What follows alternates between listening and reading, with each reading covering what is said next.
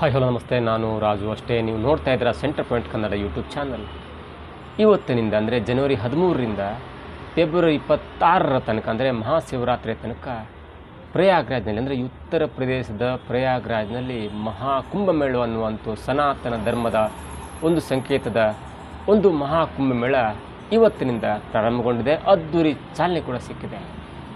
ಈ ಮಹಾಕುಂಭಮೇಳ ಅಂದ್ರೇನು, ಈ ಕುಂಭಮೇಳ ಅಂದ್ರೇನು ಅನ್ನೋದನ್ನು ನೋಡೋದಾದರೆ ಒಂದು ಚಿಕ್ಕ ಪೌರಾಣಿಕ ಕಥೆ ಇದೆ.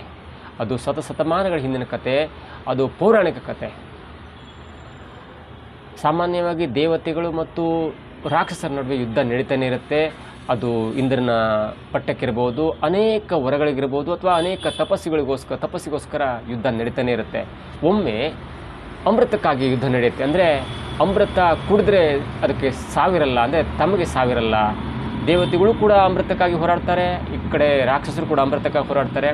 ಅಮೃತ ಕುಡಿದ್ರೆ ತಮಗೆ ಅಮರ್ತ್ಯವಾಗ್ಬೋದು, ತಾವು ಅಮರ್ತ್ಯರಾಗ್ಬೋದು, ತಾವು ಮೃತ್ಯುವಿಂದ ಹೊರಗೆ ಬರ್ಬೋದು, ಇಡೀ ಪ್ರಪಂಚ ಆಳ್ಬೋದು, ಇಡೀ ಭೂಮಂಡಲ ಆಳ್ಬೋದು, ಇಡೀ ಸ್ವರ್ಗವನ್ನೇ ಆಳ್ಬೋದು ಅಂತ ಅಮೃತಕ್ಕಾಗಿ ಹೋರಾಡ್ತಾರೆ.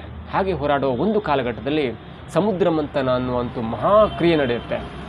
ಆ ಕಡೆ ದೇವತೆಗಳು ಮತ್ತೊಂದು ಕಡೆ ಅಸುರರು, ಅಂದರೆ ದೇವಾಸುರರ ನಡುವೆ ಸಮುದ್ರ ಮಂಥನವಾಗುತ್ತೆ. ಸಮುದ್ರ ಮಂಥನ ಅಂದರೆ ಹಾಲ್ ನೊರೆಯಂಥ ಒಂದು ಸಮುದ್ರವನ್ನು ಮಂಥನ ಮಾಡಿ ಅಲ್ಲಿ ಬರುವಂಥ ಅಮೃತವನ್ನು ಕುಡಿಬೇಕು ಅನ್ನುವಂಥ ಒಂದು ಮಹಾಯುದ್ಧ ಆಗುತ್ತೆ. ಸಮುದ್ರ ಮಂಥನ ಆಗುತ್ತೆ.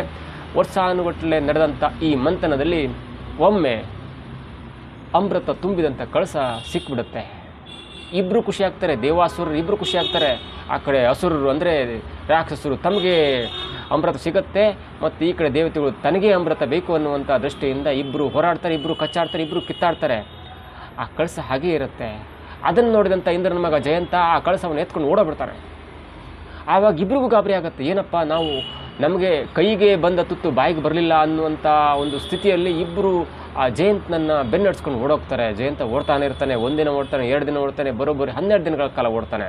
ಅಂದರೆ ಒಂದಿನ ಅಂದರೆ ಈಗಿನ ಕಾಲದಲ್ಲಿ ಅದು 1 ವರ್ಷ, 2 ದಿನ ಅಂದರೆ ಈಗಿನ ಕಾಲದಲ್ಲಿ 2 ವರ್ಷ, ಬರೋಬ್ಬರಿ 12 ದಿನಗಳಂದರೆ 12 ವರ್ಷಗಳ ಕಾಲ ಜಯಂತನ ಹಿಂದೆ ದೇವಾಸುರರು ಓಡ್ತಾರೆ. ಒಮ್ಮೆ ಹಾಗೆ ಓಡ್ತಾ ಇರುವಾಗ ಆ ಜಯಂತನ ಕೈಯಲ್ಲಿ ಅಮೃತ ಕಳಸ ಇರುತ್ತಲ್ಲ, ಆ ಕಳಸದಿಂದ 4 ಹನಿ ಅಮೃತದ ಬಿಂದು ಭೂಮಂಡಲವನ್ನು ತಲುಪುತ್ತೆ. ಅಂದರೆ ಆ ಅಮೃತ ಕಳಸದಿಂದ ಜಾರಿ 4 ಅಮೃತ ಬಿಂದುಗಳು ನಮ್ಮ ಭೂಮಂಡಲದ ಅಂದರೆ ಉತ್ತರ ಪ್ರದೇಶದ ಒಂದು ಜಾಗದಲ್ಲಿ ಒಂದೇ ಹನಿ ಬೀಳುತ್ತವೆ. ಅದು ಒಂದು ಕಡೆ ಹರಿದ್ವಾರದಲ್ಲಿ ಬೀಳುತ್ತೆ 1 ಹನಿ, 2ನೇದಾಗಿ ಪ್ರಯಾಗ್ರಾಜ್ನಲ್ಲಿ ಮತ್ತೊಂದು ಹನಿ ಬೀಳುತ್ತೆ, 3ನೇದಾಗಿ ಉಜ್ಜಯಿನಿಯಲ್ಲಿ ಮತ್ತೊಂದು ಹನಿ ಬೀಳುತ್ತೆ, ಅಂದರೆ 3ನೇ ಹನಿ ಬೀಳುತ್ತೆ. ಮತ್ತೊಂದು ಹನಿ ಅಂದರೆ 4ನೇ ಹನಿ ನಾಸಿಕಲ್ಲಿ ಬೀಳುತ್ತೆ. ಹಾಗೆ ಬಿದ್ದಂಥ ಉತ್ತರ ಪ್ರದೇಶದ 4 ಜಾಗದಲ್ಲಿ ಕುಂಭಮೇಳವನ್ನು ಆಚರಿಸಲಾಗುತ್ತೆ. ಕುಂಭಮೇಳ ಎನ್ನುವಂಥ ಸನಾತನ ಧರ್ಮದ ಪ್ರತೀಕವಾದಂಥ ಒಂದು ವೈಶಿಷ್ಟ್ಯವನ್ನು ಆಚರಿಸಲಾಗುತ್ತೆ. ಅದು 144 ವರ್ಷಗಳಿಗೊಮ್ಮೆ ಬರುತ್ತೆ. ಅಂದರೆ ಆ 4 ಕ್ಷೇತ್ರಗಳ ಮಹಿಮೆಯ ಪೂರಕವಾದಂಥ 4 ಗ್ರಹಗಳು ಒಂದೇ ಸಮಾನಾಂತರ ರೇಖೆಯಲ್ಲಿ ಬರೋದರಿಂದ, ಅದು 144 ವರ್ಷಗಳಿಗೆ ಮಾತ್ರ ಬರೋದರಿಂದ ಮಹಾಕುಂಭಮೇಳವನ್ನು 144 ವರ್ಷಕ್ಕೊಮ್ಮೆ ಆಚರಿಸಲಾಗುತ್ತೆ. ಅರ್ಧ ಕುಂಭಮೇಳ 3 ವರ್ಷಕ್ಕೊಮ್ಮೆ, ಕುಂಭಮೇಳ 6 ವರ್ಷಕ್ಕೊಮ್ಮೆ, ಪೂರ್ಣ ಕುಂಭಮೇಳ 12 ವರ್ಷಕ್ಕೊಮ್ಮೆ, ಜೊತೆಗೆ ಮಹಾಕುಂಭಮೇಳ ಬರೋಬ್ಬರಿ 144 ವರ್ಷಕ್ಕೊಮ್ಮೆ ಆಚರಿಸಲಾಗುತ್ತೆ. ಈ ಕುಂಭಮೇಳದ ಮತ್ತೊಂದು ವಿಶೇಷ ಅಂದರೆ ಪ್ರಯಾಗ್ರಾಜ್ನಲ್ಲಿ 3 ನದಿಗಳು ಒಟ್ಟಿಗೆ ಸೇರಿ ತ್ರಿವೇಣಿ ಸಂಗಮವಾಗುತ್ತೆ. ಸಾಕ್ಷಾತ್ ಸೂರ್ಯನ ಪುತ್ರಿಯಾದಂಥ ಯಮುನೆ, ಬ್ರಹ್ಮನ ಪುತ್ರಿಯಾದಂಥ ಸರಸ್ವತಿ ಮತ್ತು ಶಿವನ ಮುಡಿಯಲ್ಲಿರುವಂಥ ಗಂಗೆ, ಈ 3 ನದಿಗಳು ಬೇರೆ ಬೇರೆ ಕ್ಷೇತ್ರಗಳಿಂದ ಹರಿದು ತ್ರಿವೇಣಿಯಲ್ಲಿ ಸಂಗಮವಾಗುತ್ತೆ.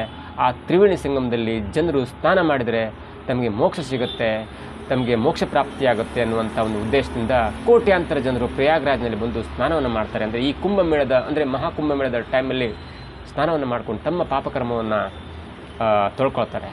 ಅನೇಕ ದೇವತೆಗಳನ್ನು ನಾವು ಸ್ಮರಿಸ್ತೇವೆ, ಅನೇಕ ದೇವಸ್ಥಾನಗಳಿಗೆ ಹೋಗ್ತೇವೆ, ನಮಗೆ ಆ ವರ ಕೊಡು, ಆ ಸಿದ್ಧಿ ಕೊಡು, ಬುದ್ಧಿವಂತಿಕೆ ಕೊಡು, ಶ್ರೀಮಂತಿಕೆ ಕೊಡು ಅಂತ.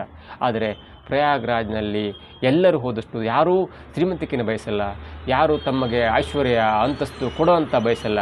ಅವರೆಲ್ಲ ಬಯಸೋದು ಕೂಡ ನಾವು ಈ ಜನ್ಮದಲ್ಲಿ ಪಾಪ ಮಾಡಿರ್ತೇವೆ, ಅದೆಲ್ಲ ಹೋಗಲಾಡಿಸಿ ನಮಗೆ ಮುಂದಿನ ಜನ್ಮದಲ್ಲಿ ಮೋಕ್ಷ ಕೊಡಿ, ಅಥವಾ ಮುಂದಿನ ಜನ್ಮ ಇಲ್ಲ ಅಂದರೂ ಪರವಾಗಿಲ್ಲ, ನಮಗೆ ನಮ್ಮ ಆತ್ಮಕ್ಕೆ ಶಾಂತಿಯನ್ನು ಕೊಡಲಿ, ನಮಗೆ ಮೋಕ್ಷವನ್ನು ಕೊಡಲಿ ಅಂತ ಬೇಡ್ಕೊಳ್ತಾರೆ.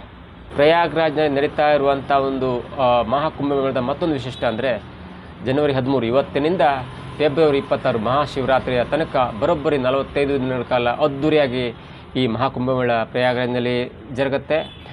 ನಾವು ಈ ಪ್ರಯಾಗ್ರಾಜ್ಗೆ ಎಷ್ಟು ಜನ ಭೇಟಿ ಕೊಡ್ತಾರೆ, ಎಷ್ಟು ಜನ ತಮ್ಮ ಮೋಕ್ಷಕ್ಕಾಗಿ ಪ್ರಾಪ್ತಿಯನ್ನು ಬೇಡ್ತಾರೆ ಅನ್ನೋದನ್ನು ಗಮನಿಸೋದಾದರೆ, ನಮ್ಮ ಜನಸಂಖ್ಯೆ ಅಂದರೆ ನಮ್ಮ ಭಾರತ ಜನಸಂಖ್ಯೆ ಬರೋಬ್ಬರಿ 150 ಕೋಟಿ ಇದೆ.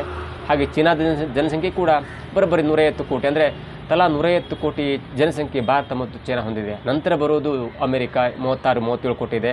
ನಂತರ ಪಾಕಿಸ್ತಾನ 26-27 ಕೋಟಿ. ಹಾಗೆ ಅಷ್ಟು ಜನಸಂಖ್ಯೆ ಇರುವುದನ್ನು ನಾವು ಲೆಕ್ಕಾಚಾರ ಮಾಡೋದಾದರೆ ಪ್ರಯಾಗ್ರಾಜ್ಗೆ 45 ದಿನಗಳಲ್ಲಿ ಬರೋಬ್ಬರಿ 40ರಿಂದ 42 ಕೋಟಿ ಜನ ಪ್ರಯಾಗ್ರಾಜ್ಗೆ ಬರ್ತಾರೆ. ವಿಶ್ವದ ಮೂಲೆ ಮೂಲೆಯಿಂದ, ಅಂದರೆ ಪ್ರಯಾಗ್ರಾಜ್ಗೆ ಬರುವಂಥ ಜನಸಂಖ್ಯೆ ಬರೋಬ್ಬರಿ ಅಮೇರಿಕದ ಜನಸಂಖ್ಯೆಗಿಂತ ಜಾಸ್ತಿ. ಅಂದರೆ ಈ ಮಹಾಕುಂಭಮೇಳದ ಮಹತ್ವ, ಮಹಾಕುಂಭಮೇಳದ ವೈಶಿಷ್ಟ್ಯತೆ ಅಥವಾ ನಮ್ಮ ಸನಾತನ ಧರ್ಮದ ವೈಶಿಷ್ಟ್ಯ ಅನ್ನೋದನ್ನು ನಮಗೆ ಮತ್ತೆ ಯಾರು ಹೇಳ್ಕೊಡ್ಬೇಕಾಗಿಲ್ಲ ಅನ್ನೋದು ನಮ್ಮ ಅನಿಸಿಕೆ. ಯಾಕಂದರೆ ಇಷ್ಟು ಜನಸಂಖ್ಯೆ ಪ್ರಯಾಗ್ರಾಜ್ಗೆ ಬರ್ತಾರೆ, ಭೇಟಿ ಕೊಡ್ತಾರೆ, ಮೋಕ್ಷಕ್ಕಾಗಿ ತಮ್ಮ ಬೇಡಿಕೆಯನ್ನು ದೇವರ ಹತ್ರ ಬೇಡ್ತಾರೆ ಅಂದರೆ ಇದಕ್ಕಿಂತ ವಿಶೇಷತೆ ಮತ್ತೇನಿದೆ ಅಲ್ವಾ?